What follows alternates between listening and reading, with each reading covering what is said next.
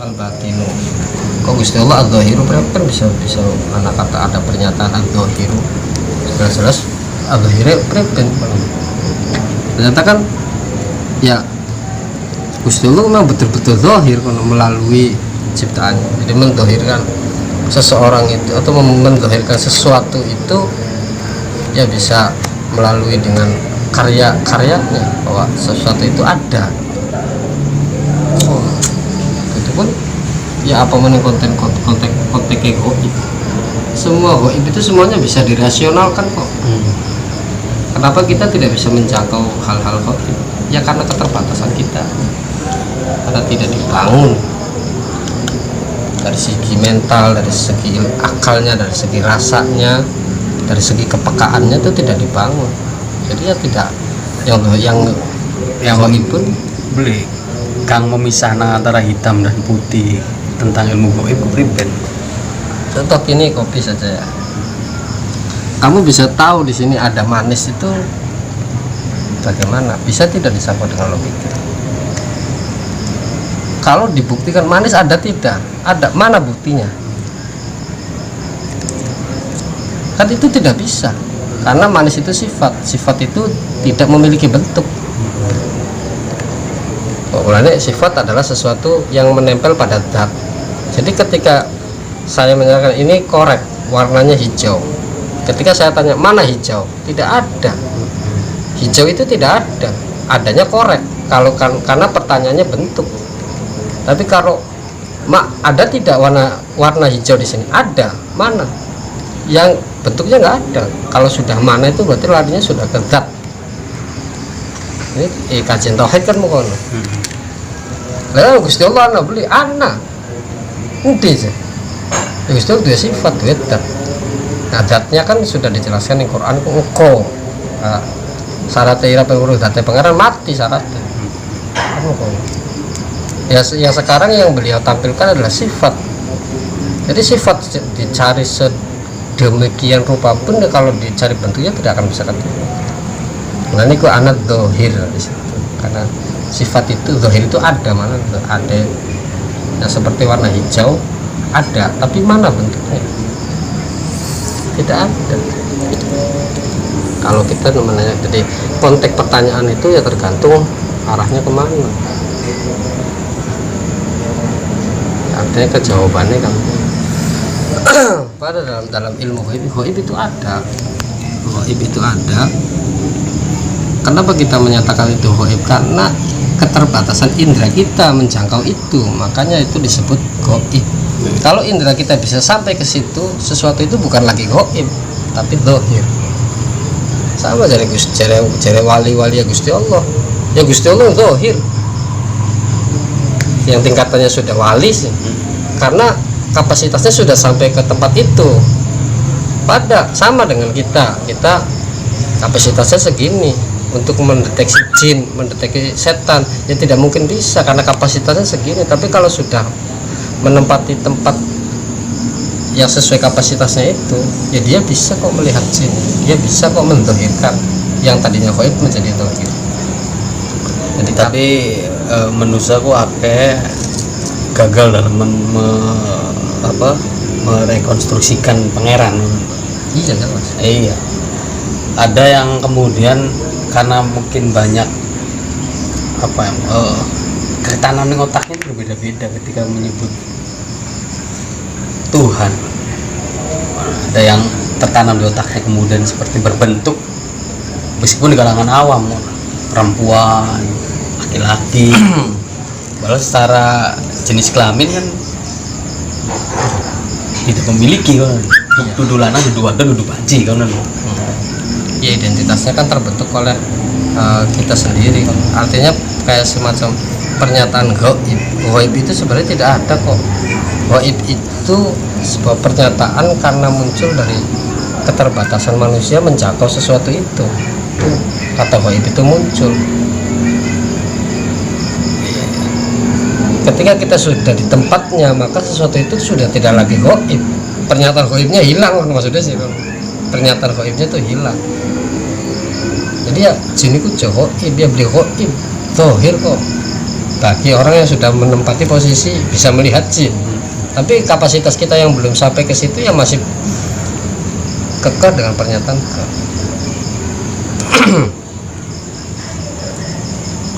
Adapun cara untuk mendohirkan hal yang gaib itu ya macam-macam.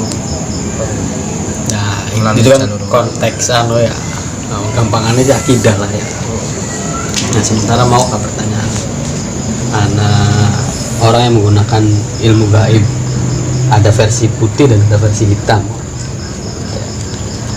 Kebetulan sore mau ketemu Batur ngobrol, ternyata banyak bantuan dari paranormal yang konon katanya ireng hitam. Nah, berarti kan ada versi hitam, ada versi putih. Standarnya nih apa nih hitam dan putih ini? Ya lebih ke arah positif dan negatif. Bukan dari sumber. Bukan. Hitam sama putih itu lebih, sebenarnya kalau kita timbang lebih kuat hitam daripada putih. Coba misalkan ini air putih, ini air hitam. Kita campurkan sedikit air putih di sini, hitamnya belum bisa berubah, masih tetap hitam. Artinya butuh lebih banyak takarannya itu. Misalkan ini 1 gelas, sebenarnya paling tidak harus 1 galon atau 1 botol aqua besar. Itu baru bisa menjadi putih. Artinya hitamnya itu terkalahkan. Nah, tapi sedikit hitam yang dicampurkan ke sini itu akan merubah kadar putih itu. Jadi artinya ya sesuatu yang negatif itu sedikitnya pun itu bisa berbahaya. Gitu. Jadi artinya tidak ada Akan mewarnai. wong ahli ibadah, wong ahli maca Quran, wong ahli orang bakal kena mongkon jadi siapa?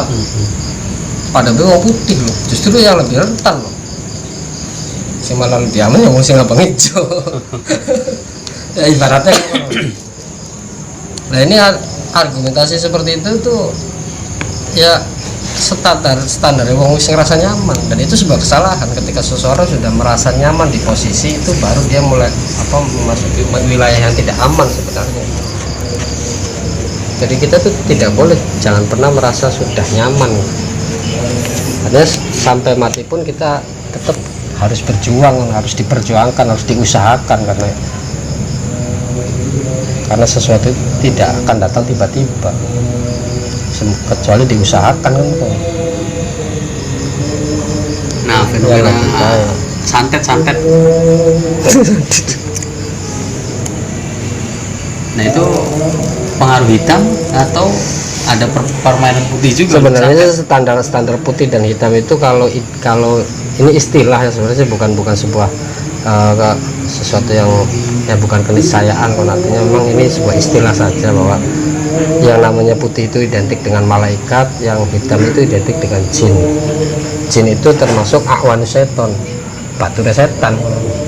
Jadi bulannya ireng ya jin, tapi bukan berarti yang jin semuanya hitam, tidak. Ada loh jin yang putih juga, karena memiliki sifatnya malaikat. Benar maksudnya sih, kalau orang menyalahi aturan, kalau dia berperan menolong, nah itu perilakunya kan baik seperti malaikat. Malaikat kan tidak pernah berbuat salah. Tapi ada juga jin yang memang dia mau melakukan sesuatu yang tidak baik, karena memang tuntutan kebutuhan juga. Dia juga makhluk, sama punya kebutuhan sama seperti kita. Dia butuh makan, dia butuh kenyamanan, dia butuh ini. Untuk memperoleh itu semua, ya apa yang bisa dia buat ya dia kerjakan.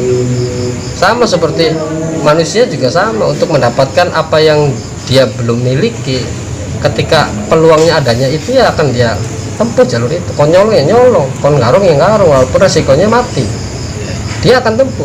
Jin pun sama, punya perhitungan ke situ. Saya bisanya begini, nyakiti uang supaya oli mangan. Jadi ini artinya tetap loh ada kontrak lah antara manusia dan jin, ada kontrak. Pada sama dengan kita membayar pembunuh bayaran, kan resiko. Mungkin pembunuh bayaran sih urusannya karo polisi, ada jin urusannya karo paranormal. Berarti kan ya beda kan kasusnya kan. Rasionalnya seperti itu ya. Iya. Jadi artinya mereka kenapa jauh gelem jadi ngomong disuruh nyakitin orang ya karena kebutuhan. Kalau orang sudah butuh itu nggak bisa memilih. Kalau orang sudah membutuhkan sesuatu dia tidak bisa memilih. Ketika keadaannya mendesak ya apapun yang bisa dia lakukan dia akan kerjakan. Ya rasional. Jadi dalam hal ini ya kok artinya tetap ya bener salah sih tetap wong salah ya sing salah wong bener. Tetap ketika ada orang salah sing salah tetap wong bener. Jadi makanya jangan pernah merasa benar karena apa bener itu masih salah. Kenapa jika bodoh awam tidak mengerti tentang agama ya kesalahannya kamu yang mengerti tidak mau terjun untuk mengingatkan dia, untuk mengajak dia, untuk membimbing dia. Bodohnya itu kesalahan kamu karena kamu yang ngerti. Cenderung kan orang pinter cenderung orang pinter itu hanya injustice lah. Aja kalau gulane apa kan sih? Kan dia ya kan konon karena NTB bimbing NTB makanya mudun di lapangan bari weruh. Kalau di lapangan tahu mereka juga ingin dekat dengan kita loh. Kenapa dia enggan dekat ke kita lu ngerasa menutup diri. Ini dia lari cari alternatif kan. Asal dapat orang yang kapasitas ilmunya belum jelas lagi.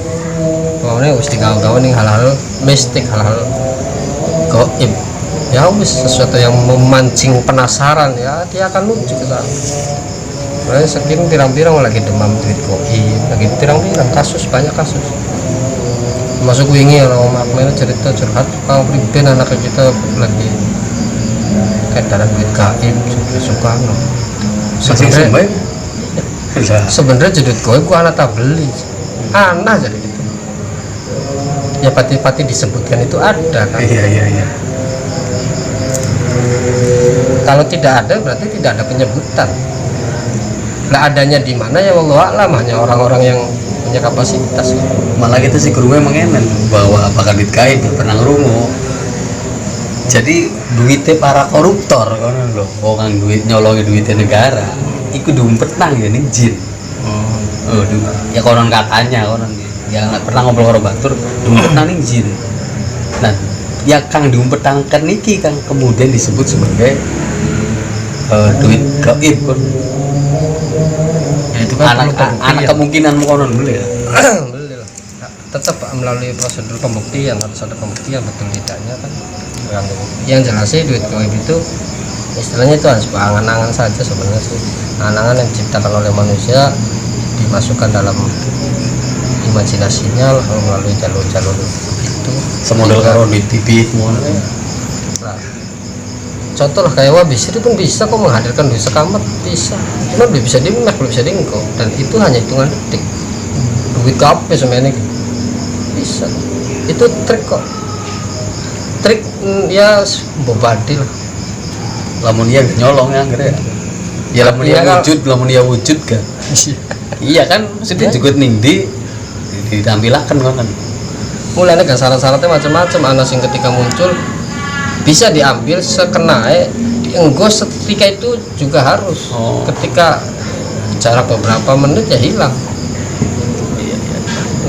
Yes, tipu daya setan itu aja. Dan cara supaya goblok nang wong caranya macam-macam. Ya duit gaib, ketak-hati layu bangsa ngono-ngono lho. Apa maning lho? Nah, Pak, ketak-hati layu itu memang karena ada faktor alam. Mungkin ya Samurai. Setiap benda apapun lah, termasuk kerek, termasuk rokok itu punya energi. Karena apa? Dia itu makhluk. Cuman kan makhluk yang tidak berakal, tetap dia juga punya energi loh. Nah, energi juga sama, ada positif ada negatif. Al Qur'annya jelas ya. Yusabbihu lahu ma fis samawati wa ma fil ardi. Sabbaha lillah. Berarti ketika sesuatu yang di bumi dan di langit, ma itu kan sesuatu li ghair akli, bagi yang tidak berakal. Jadi kaidah nahwu sih mausul ma itu ya untuk sesuatu yang tidak berakal. Nah, di situ ada kata yusabbihu lahu ma. Berarti ma di sini kan ini termasuk dia juga membacakan tasbih. Nah, kalau dia membacakan tasbih, kata membaca itu kan berarti bisa membacakan pekerjaan. Nanti kalau dia bisa membaca berarti dia bisa bekerja, otomatis pekerjaan yang dilakukannya itu bukan hanya itu. Nah, energi itu muncul karena sebuah bekas dari pekerjaan atau amal misalnya. Mulane anak wong tua sing ngomong bakal amal si anak bekase, bakal ucapan si langkah bekase. Mari ngomong sih bakal direkam kan langkah bekase. Ya iya boleh, tapi bakal tindakan bagus si anak bekase, plus kayak anak bekase. Termasuk ini loh, makhluk ini loh, tetap dia tuh punya amal. Jadi kayak perlu kayak ya kadang-kadang energinya ada